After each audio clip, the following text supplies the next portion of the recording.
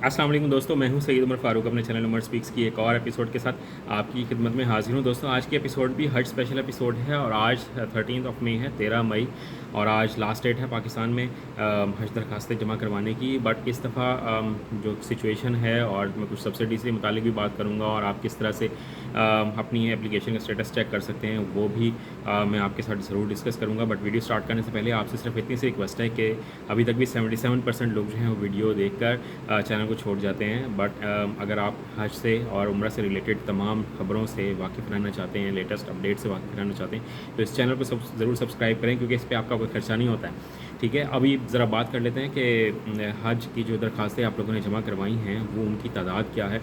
तो अभी तक जो 1 मई से 9 मई तक, क्योंकि ऑनलाइन जमा करवाने की ऑप्शन थी, और 9 से 13 मई तक आपने बैंक में जमा करवानी थी दरखास्तें, यानी कि ऑनलाइन भी दे सकते थे और बैंक में भी दे सकते थे।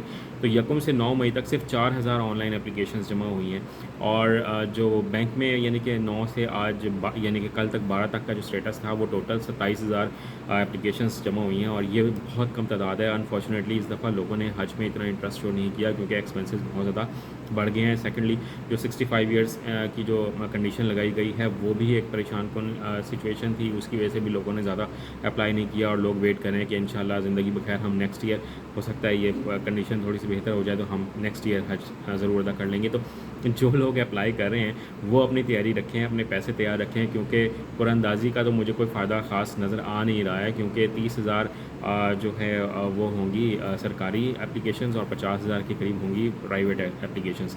तो अगर 35,000 या 40,000 के करीब भी एप्लीकेशन सबमिट होती हैं सरकारी हज स्कीम पे, तो ऑलमोस्ट तकरीबन सबके पास ही चांस है हज पे जाने का। तो ये बहुत अच्छी खबर है। तो आप लोग अपनी तैयारी कंप्लीट रखें, पैसे तैयार रखें।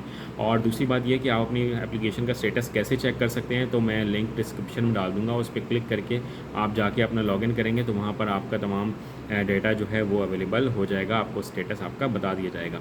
देन एक बड़ी खबर चल रही है कि सब्सिडी दी जा रही है जनाब, बड़ी सब्सिडी दी जा रही है। अभी तक ऐसी कोई न्यूज़ कंफर्म नहीं है, क्योंकि अभी तक गवर्नमेंट को अपने ही बहुत सारे प्रॉब्लम्स का सामना है, और जो डॉलर की जो प्राइस है वो हर रोज़ 2 रुपये, 1.5 रुपया, 3 रुपया बढ़ रहा है।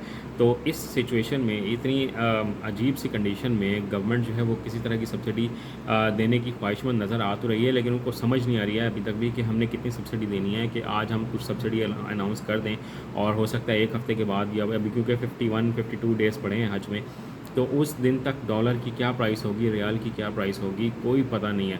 तो इसलिए वो बहुत ही अजीब सी कंडीशन में इस वक्त मौजूद हैं। बट अल्लाह से दुआ है कि सब्सिडी कुछ ना कुछ मिल जाए। तो अगर सब्सिडी मिलती है तो एक्सपेक्टेड प्राइस शायद 7 to 8 लाख के दरमियान कहीं होगी, अदरवाइज़ वही 9 साढ़े 9 लाख का हज होगा सरकारी। तो ये कुछ चीज़ें हैं, अभी तक कंफर्म कुछ भी नहीं है कि कितनी सब्सिडी मिलेगी भी या नहीं, क्योंकि अभी गवर्नमेंट खुद ही आउट ऑफ कंट्री है। तो जब ये लोग वापस आएंगे तभी कुछ होगा, और दिन कम रह गए हैं। मैंने ये भी सुना है कि शायद एप्लीकेशन की जो तारीख है वो बढ़ा दी जाए, कि आप शायद 14 या 15 मई तक भी एप्लीकेशन जमा करवा सकें। तो फिर शायद जो कुरानंदाज़ी है वो आगे चली जाए, क्योंकि 15 तारीख को कुरानंदाज़ी होनी थी।